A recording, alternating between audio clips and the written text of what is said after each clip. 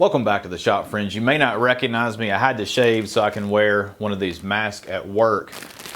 My viewers and subscribers know me as a hobby woodworker and video creator, but my day-to-day work, I'm an emergency medicine and EMS physician. In fact, I've been working in that arena for over 10 years.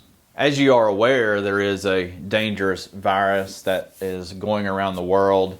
I'm not going to say the name of it here because I'm afraid that the platform will take the video down.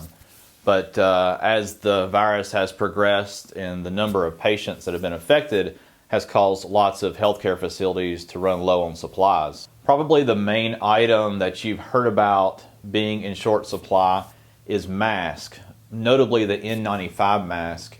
And that short supply has caused some concerning trends around the world, where I've even heard of some healthcare workers having to wear bandanas to protect themselves from the virus. In addition to the protective face masks that are in short supply, healthcare workers also need face shields and gloves, as those are also starting to run in short supply around the world. The good news is, as woodworkers, most of us have many of these items that are needed around the world at healthcare facilities in our shop.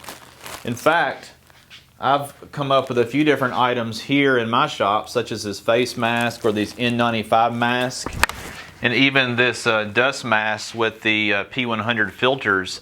I've also got a box of gloves, which is also in short supply as well. So I'm planning to donate these items that I was able to find to our local hospital for use by the medical workers. Certainly this is not a lot, but it's a little bit that I can offer that are in my shop that I'm really not even using very often, and certainly they need it more than I do here in the woodworking shop. What I ask is for you to go through your woodworking shop and see if there's any items such as these that you have that maybe you would be willing to donate. If you have some items like these that you can donate, my suggestion would be to disinfect them really well. If they're reusable, like this mask or this dust mask. And then probably the easiest thing for you to do is to drop them off at your local fire department or perhaps your local EMS station. Another option may be to call your hospital supply chain and see if someone there can help you donate those items. If you drop them off at, say, a health department or a fire station or an EMS station, I think those locations could compile the items and then find a hospital or a medical facility that's in need. Before you donate an item such as this reusable face mask, I want you to disinfect it. And today I want to show you how to do that. So I invited my friend and colleague, Dr. Kelly, over today. He's really been a leader in our group in helping us find some alternative ways of protecting ourselves during the pandemic. Thanks for coming. Thanks for having me. This is the mask that I have. It's a 3M respirator. It has a full face shield. Not all of them do. It's pretty standard to have 2 filters on either side. There's different kinds of filters.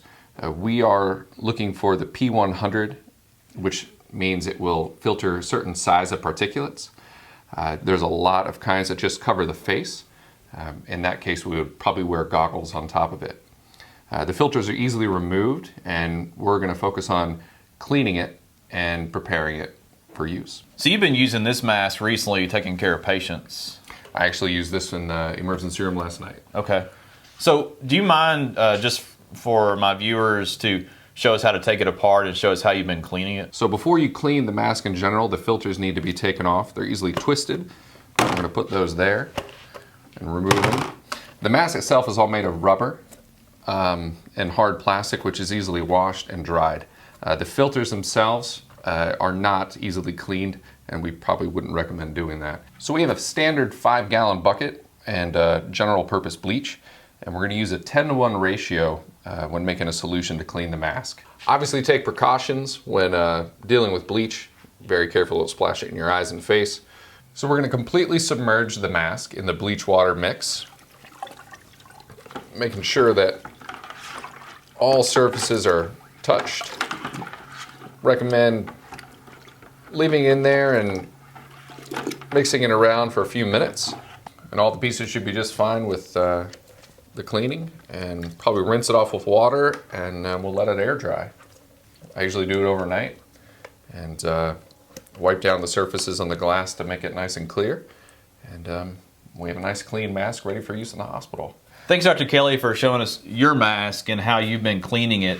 The same way Dr. Kelly cleaned his mask is the way that I would like you guys to clean yours before you drop it off and donate it. So ideally, medical workers would be wearing the N95 mask, but unfortunately they are in short supply, so we're having to look for other means for protecting ourselves. From the research that we've done, we feel like the P100 filters are probably the best from a commercial mask standpoint. They're probably not designed for medical workers to wear, but I think they're better than obviously a bandana or some sort of handmade mask. If you have some items to donate, will you please put a comment in the description so I can send you a personal thank you?